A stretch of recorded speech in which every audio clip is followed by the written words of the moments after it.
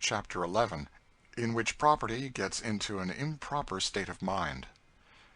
It was late in a drizzly afternoon that a traveler alighted at the door of a small country hotel in the village of N. in Kentucky. In the bar-room he found assembled quite a miscellaneous company, whom stress of weather had driven to harbor, and the place presented the usual scenery of such reunions. Great, tall, raw-boned Kentuckians attired in hunting shirts, and trailing their loose joints over a vast extent of territory, with the easy lounge peculiar to the race. Rifles stacked away in the corner, shot pouches, game bags, hunting dogs, and little negroes, all rolled together in the corners, were the characteristic features in the picture. At each end of the fireplace sat a long-legged gentleman, with his chair tipped back, his hat on his head, and the heels of his muddy boots reposing sublimely on the mantelpiece, a position, we will inform our readers, decidedly favorable to the turn of reflection incident to Western taverns, where travelers exhibit a decided preference for this particular mode of elevating their understandings. Mine host, who stood behind the bar like most of his countrymen, was great of stature, good-natured, and loose-jointed, with an enormous shock of hair on his head, and a great tall hat on the top of that. In fact, everybody in the room bore on his head this characteristic emblem of man's sovereignty, whether it were felt hat, palm leaf, greasy beaver, or fine new chapeau, there it reposed with true republican independence. In truth, it appeared to be the characteristic mark of every individual. Some wore them tipped rakishly to one side. These were your men of humor, jolly, free-and-easy dogs. Some had them jammed independently down over their noses. These were your hard characters, thorough men, who, when they wore their hats, wanted to wear them, and to wear them just as they had a mind to. There were those who had them set far over back, wide-awake men who wanted a clear prospect, while careless men who did not know or care how their hats sat had them shaking about in all directions. The various hats, in fact, were quite a Shakespearean study. Divers negroes in very free-and-easy pantaloons, and with no redundancy in the shirt-line, were scuttling about hither and thither, without bringing to pass any very particular results, except expressing a generic willingness to turn over everything in creation generally for the benefit of Masser and his guests.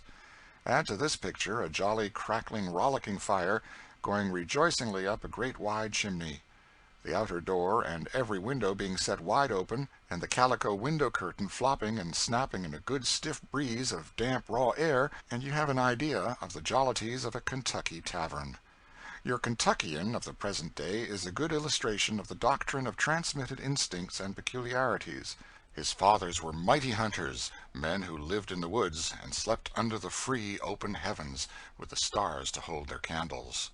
And their descendant to this day always acts as if the house were his camp, wears his hat at all hours, tumbles himself about, and puts his heels on the tops of chairs or mantelpieces, just as his father rolled on the green sward and put his upon trees and logs, keeps all the windows and doors open, winter and summer, that he may get air enough for his great lungs, calls everybody stranger with nonchalant bonhomie, and is altogether the frankest, easiest, most jovial creature living. Into such an assembly of the free and easy our traveler entered. He was a short, thick-set man, carefully dressed, with a round, good-natured countenance, and something rather fussy and particular in his appearance. He was very careful of his valise and umbrella, bringing them in with his own hands, and resisting, pertinaciously, all offers from the various servants to relieve him of them. He looked round the bar-room with rather an anxious air, and retreating with his valuables to the warmest corner, disposed them under his chair, sat down, and looked rather apprehensively up at the worthy, whose heels illustrated the end of the mantelpiece, who was spitting from right to left, with a courage and energy rather alarming to gentlemen of weak nerves and particular habits. "I say, stranger, how are you?" said the aforesaid gentleman, firing an honorary salute of tobacco juice in the direction of the new arrival. "Well, I reckon," was the reply of the other, as he dodged, with some alarm, the threatening honor. "Any news?" said the respondent, taking out a strip of tobacco and a large hunting knife from his pocket. "Not that I know of," said the man. "Chaw?" said the first speaker, handing the old gentleman a bit of his tobacco, with a decidedly brotherly air. No, thankee, it don't agree with me, said the little man, edging off. don't, eh? Said the other, easily, and stowing away the morsel in his own mouth in order to keep up the supply of tobacco juice for the general benefit of society. The old gentleman uniformly gave a little start whenever his long-sided brother fired in his direction, and this being observed by his companion, he very good-naturedly turned his artillery to another quarter, and proceeded to storm one of the fire-irons with a degree of military talent fully sufficient to take a city. What's that? Said the old gentleman, observing some of the company formed in a group round a large handbill. Nigger advertised, said one of the company, briefly. Mr. Wilson, for that was the old gentleman's name, rose up, and after carefully adjusting his valise and umbrella, proceeded deliberately to take out his spectacles and fix them on his nose, and, this operation being performed, read as follows: "Ran away from the subscriber, my mulatto boy, George. Said George 6 feet in height, a very light mulatto, brown curly hair, is very intelligent, speaks handsomely, can read and write, will probably try to pass for a white man, is deeply scarred on his back and shoulders, has been branded in his right hand with the letter H. I will give $400 for him alive, and the same sum for satisfactory proof that he has been killed." The old gentleman read this advertisement from end to end in a low voice, as if he were studying it. The long-legged veteran, who had been besieging the fire-iron, as before related, now took down his cumbrous length, and rearing aloft his tall form, walked up to the advertisement, and very deliberately spit a full discharge of tobacco juice on it. "There's my mind upon that," said he, briefly, and sat down again. "Why, now, stranger, what's that for?" said mine host. "I'd do it all the same to the writer of that ar paper if he was here," said the long man, coolly resuming his old employment of cutting tobacco. "Any man that owns a boy like that, and can't find any better way of treating on him, deserves to lose him. Such papers as these is a shame to Kentucky. That's my mind right out, if anybody wants to know." "Well, now, that's a fact," said mine host, as he made an entry in his book. "I've got a gang of boys, sir," said the long man, resuming his attack on the fire-irons, "and I just tells 'em, 'Boys,' says I, 'run now, dig, put, just when you want to. I never shall come to look after you.' That's the way I keep 'em. Let 'em know they are free to run any time, and it just breaks up their wanting to. More'n all, I've got free papers for 'em all recorded, in case I get skeeled up any of these times, and they know it. And I tell you, stranger, there ain't a fellow in our parts gets more out of his niggers than I do. Why, my boys have been to Cincinnati with $500 worth of colts, and brought me back the money, all straight time and again. It stands to reason they should. Treat 'em like dogs, and you'll have dogs' work and dogs' actions. Treat 'em like men, and you'll have men's works." And the honest drover, in his warmth, endorsed this moral sentiment by firing a perfect feu de joie at the fireplace. "I think you're altogether right, friend," said Mr. Wilson. "And this boy described here is a fine fellow, no mistake about that. He worked for me some half-dozen years in my bagging factory, and he was my best hand, sir. He is an ingenious fellow, too. He invented a machine for the cleaning of hemp, a really valuable affair. It's gone into use in several factories. His master holds the patent of it." "I'll warrant you," said the drover. "Holds it and makes money out of it, and then turns around and brands the boy in his right hand. If I had a fair chance, I'd mark him, I reckon, so that he'd carry it one while. These yar knowin' boys is allers aggravatin' and sarcy," said a coarse-looking fellow from the other side of the room. "That's why they gets cut up and marked so. If they behaved themselves, they wouldn't. That is to say, the Lord made 'em men, and it's a hard squeeze getting 'em down into beasts," said the drover, dryly. "Bright niggers isn't no kind of advantage to their masters," continued the other, well entrenched in a coarse, unconscious obtuseness from the contempt of his opponent. "What's the use of talents and them things if you can't get the use on 'em yourself? Why, all the use they make on't is to get round you. I've had one or two of these fellers, and I just sold 'em down the river. I knew I'd got to lose 'em, first or last, if I didn't." "Better send up to the Lord to make you a set, and leave out their souls entirely," said the drover. Here the conversation was interrupted by the approach of a small one-horse buggy to the inn.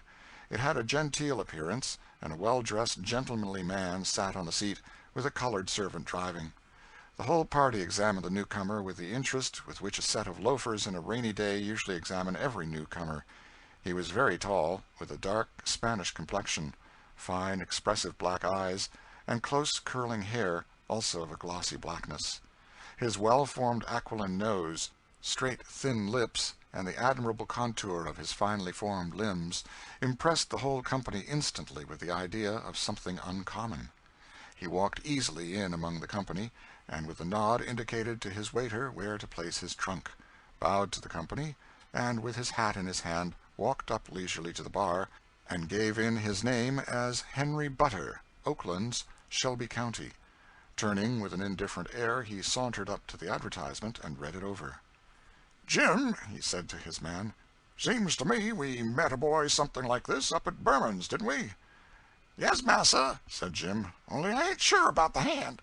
"Well, I didn't look, of course," said the stranger with a careless yawn. Then, walking up to the landlord, he desired him to furnish him with a private apartment, as he had some writing to do immediately. The landlord was all obsequious, and a relay of about 7 negroes, old and young, male and female, little and big, were soon whizzing about like a covey of partridges, bustling, hurrying, treading on each other's toes, and tumbling over each other in their zeal to get Massa's room ready, while he seated himself easily on a chair in the middle of the room and entered into conversation with the man who sat next to him. The manufacturer, Mr. Wilson, from the time of the entrance of the stranger, had regarded him with an air of disturbed and uneasy curiosity. He seemed to himself to have met and been acquainted with him somewhere, but he could not recollect. Every few moments, when the man spoke or moved or smiled, he would start and fix his eyes on him, and then suddenly withdraw them, as the bright dark eyes met his with such unconcerned coolness. At last a sudden recollection seemed to flash upon him, for he stared at the stranger with such an air of blank amazement and alarm that he walked up to him. "Mr. Wilson, I think," said he in a tone of recognition, and extending his hand. "I beg your pardon. I didn't recollect you before. I see you remember me. Mr. Butler of Oaklands, Shelby County." "Yes, yes, sir," said Mr. Wilson, like one speaking in a dream. Just then a negro boy entered and announced that Massa's room was ready. "Jim, see to the trunks," said the gentleman, negligently.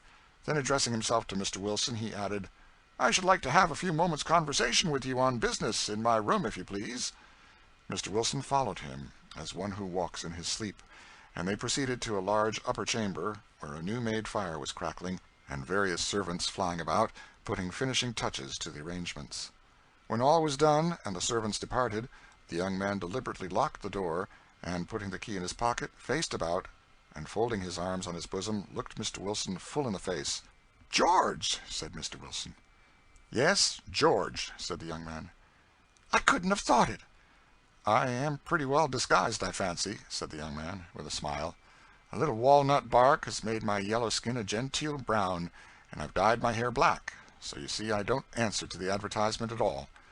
"Oh, George, but this is a dangerous game you are playing. I could not have advised you to it." "I can do it on my own responsibility," said George, with the same proud smile. We remark, en passant, that George was, by his father's side, of white descent. His mother was one of those unfortunates of her race, marked out by personal beauty, to be the slave of the passions of her possessor, and the mother of children who may never know a father. From one of the proudest families in Kentucky he had inherited a set of fine European features and a high, indomitable spirit. From his mother he had received only a slight mulatto tinge, amply compensated by its accompanying rich dark eye. A slight change in the tint of the skin and the color of his hair had metamorphosed him into the Spanish-looking fellow he then appeared. And as gracefulness of movement and gentlemanly manners had always been perfectly natural to him, he found no difficulty in playing the bold part he had adopted, that of a gentleman traveling with his domestic. Mr. Wilson, a good-natured but extremely fidgety and cautious old gentleman, ambled up and down the room, appearing, as John Bunyan hath it, much tumbled up and down in his mind, and divided between his wish to help George and a certain confused notion of maintaining law and order. So, as he shambled about, he delivered himself as follows. "Well, George, I suppose you're running away, leaving your lawful master, George." "I don't wonder at it." "At the same time, I'm sorry, George. Yes, decidedly. I think I must say that, George. It's my duty to tell you so." "Why are you sorry, sir?" said George calmly. "Why, to see you, as it were, setting yourself in opposition to the laws of your country." "My country?" said George, with a strong and bitter emphasis. "What country have I but the grave? And I wish to God that I was laid there." Why, George, no, no, it won't do. This way of talking is wicked, unscriptural. George, you've got a hard master. In fact, he is. Well, he conducts himself reprehensibly. I can't pretend to defend him. But you know how the angel commanded Hagar to return to her mistress and submit herself under the hand. Note, Genesis 16, the angel bade the pregnant Hagar return to her mistress Sarai, even though Sarai had dealt harshly with her. And the apostle sent back Onesimus to his master. Note Philippians 1:10. Onesimus went back to his master to become no longer a servant, but a brother beloved. Don't quote Bible at me that way, Mr. Wilson, said George with a flashing eye. Don't, for my wife is a Christian, and I mean to be, if ever I get to where I can. But to quote Bible to a fellow in my circumstances is enough to make him give it up altogether. I appeal to God Almighty. I'm willing to go with the case to Him, and ask Him if I do wrong to seek my freedom. These feelings are quite natural, George, said the good-natured man, blowing his nose. Yes, they're natural, but it is my duty not to encourage 'em in you. Yes, my boy, I'm sorry for you now. It's a bad case, very bad. But the apostle says, let every one abide in the condition in which he is called. We must all submit to the indications of Providence, George, don't you see? George stood with his head drawn back, his arms folded tightly over his broad breast, and a bitter smile curling his lips. I wonder, Mr. Wilson, if the Indians should come and take you a prisoner away from your wife and children, and want to keep you all your life hoeing corn for them, if you'd think it your duty to abide in the condition in which you were called. I rather think that you'd think the first stray horse you could find an indication of Providence, shouldn't you?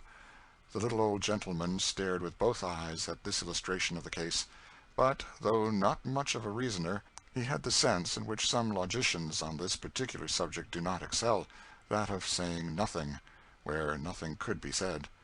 So, as he stood carefully stroking his umbrella and folding and patting down all the creases in it, he proceeded on with his exhortations in a general way. You see, George, you know now I always have stood your friend, and whatever I've said for your good. Now, here, it seems to me you're running an awful risk. You can't hope to carry it out. If you're taken, it will be worse with you than ever. They'll only abuse you, and half kill you, and sell you down the river. Mr. Wilson, I know all this, said George. I do run a risk, but— He threw open his overcoat and showed 2 pistols and a bowie knife. There, he said, I'm ready for 'em. Down south I never will go. No, if it comes to that, I can earn myself at least 6 feet of free soil, the first and last I shall ever own in Kentucky. Why, George, this state of mind is awful. It's getting really desperate, George. I'm concerned. Going to break the laws of your country. My country again. Mr. Wilson, you have a country, but what country have I, or any one like me, born of slave mothers? What laws are there for us? We don't make 'em. We don't consent to them. We have nothing to do with them. All they do for us is to crush us and keep us down. Haven't I heard your 4th of July speeches? Don't you tell us all once a year that governments derive their just power from the consent of the governed? Can't a fellow think that hears such things? Can't he put this and that together and see what comes to? Mr. Wilson's mind was one of those that may not unaptly be represented by a bale of cotton, downy, soft, benevolently fuzzy and confused. He really pitied George with all his heart, and had a sort of dim and cloudy perception of the style of feeling that agitated him. But he deemed it his duty to go on talking good to him with infinite pertinacity. George, this is bad. I must tell you, as a friend, you'd better not be meddling with such notions. They are bad, George, very bad, for boys in your condition, very. And Mr. Wilson sat down to a table and began nervously chewing the handle of his umbrella. See here now, Mr. Wilson, said George, coming up and sitting himself determinately down in front of him. Look at me now. Don't I sit before you every way just as much a man as you are? Look at my face. Look at my hands. Look at my body. And the young man drew himself up proudly. Why am I not a man, as much as anybody? Well, Mr. Wilson, hear what I can tell you. I had a father, one of your Kentucky gentlemen, who didn't think enough of me to keep me from being sold with his dogs and horses to satisfy the estate when he died. I saw my mother put up at sheriff's sale with her 7 children. They were sold before her eyes, one by one, all to different masters, and I was the youngest. She came and kneeled down before old massa, and begged him to buy her with me, that she might have at least one child with her, and he kicked her away with his heavy boot. I saw him do it, and the last that I heard was her moans and screams, when I was tied to his horse's neck to be carried off to his place. Well, then? My master traded with one of the men, and bought my oldest sister. She was a pious, good girl, a member of the Baptist church, and as handsome as my poor mother had been. She was well brought up and had good manners. At first I was glad she was bought, for I had one friend near me. I was soon sorry for it. Sir, I have stood at the door and heard her whipped, when it seemed as if every blow cut into my naked heart, and I couldn't do anything to help her. And she was whipped, sir, for wanting to live a decent Christian life, such as your laws give no slave girl a right to live. And at last I saw her chained with a trader's gang, to be sent to market in Orleans. Sent there for nothing else but that, and that's the last I know of her. Well, I grew up, long years and years, no father, no mother, no sister, not a living soul that cared for me more than a dog, nothing but whipping, scolding, starving. Why, sir, I've been so hungry that I have been glad to take the bones they threw to their dogs. And yet, when I was a little fellow and laid awake whole nights and cried, it wasn't the hunger, it wasn't the whipping I cried for. No, sir, it was for my mother and my sisters. It was because I hadn't a friend to love me on earth. I never knew what peace or comfort was. I never had a kind word spoken to me till I came to work in your factory.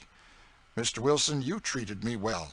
You encouraged me to do well, and to learn to read and write, and to try to make something of myself. And God knows how grateful I am for it. Then, sir, I found my wife. You've seen her. You know how beautiful she is. When I found she loved me, when I married her, I scarcely could believe I was alive, I was so happy. And, sir, she is as good as she is beautiful. But now what? Why, now comes my master, takes me right away from my work and my friends and all I like, and grinds me down into the very dirt. And why? Because, he says, I forgot who I was. He says to teach me that I am only a nigger. After all, and last of all, he comes between me and my wife and says I shall give her up and live with another woman. And all this your laws give him power to do, in spite of God or man. Mr. Wilson, look at it. There isn't one of all these things that have broken the hearts of my mother and my sister and my wife and myself, but your laws allow, and give every man power to do, in Kentucky, and none can say to him nay. Do you call these the laws of my country? Sir, I haven't any country any more than I have any father, but I'm going to have one. I don't want anything of your country except to be let alone, to go peaceably out of it.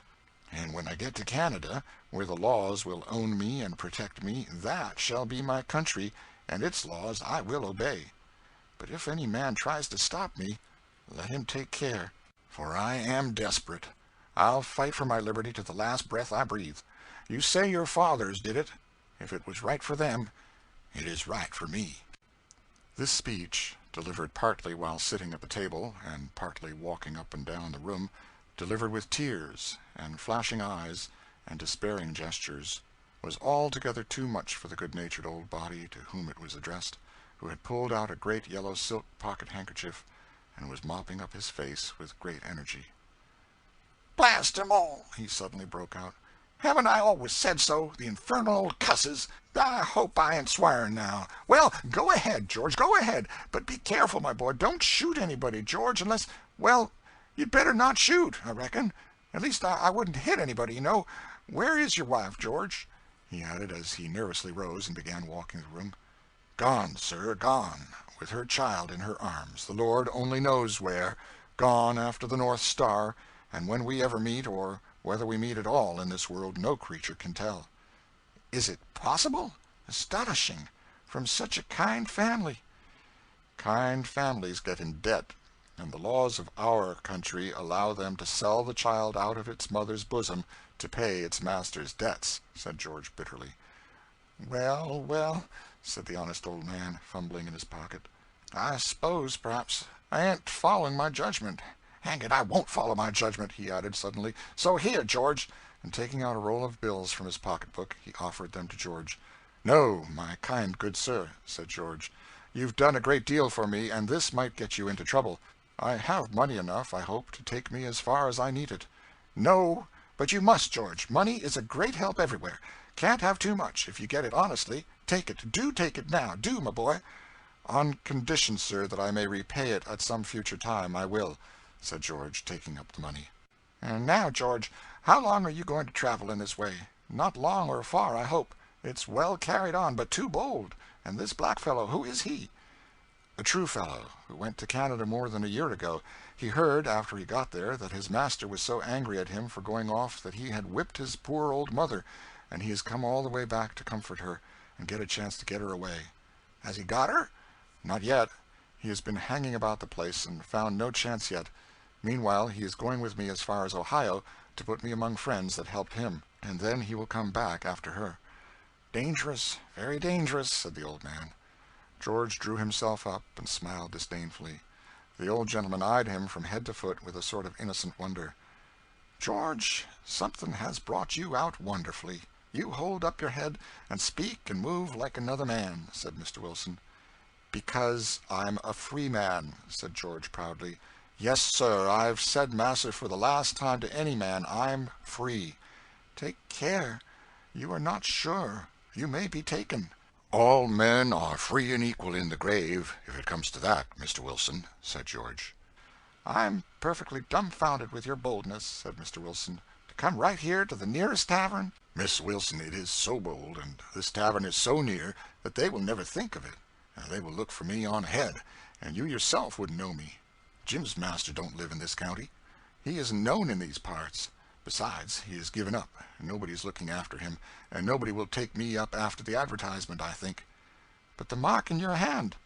George drew off his glove and showed a newly healed scar in his hand. "That is a parting proof of Mr. Harris's regard," he said scornfully. "A fortnight ago, he took it into his head to give it to me, because he said he believed I should try to get away one of these days. Looks interesting, doesn't it?" he said, drawing his glove on again. "I declare my very blood runs cold when I think of it. Your condition and your risks," said Mr. Wilson. "Mine has run cold a good many years, Mr. Wilson. At present it's about up to the boiling point," said George.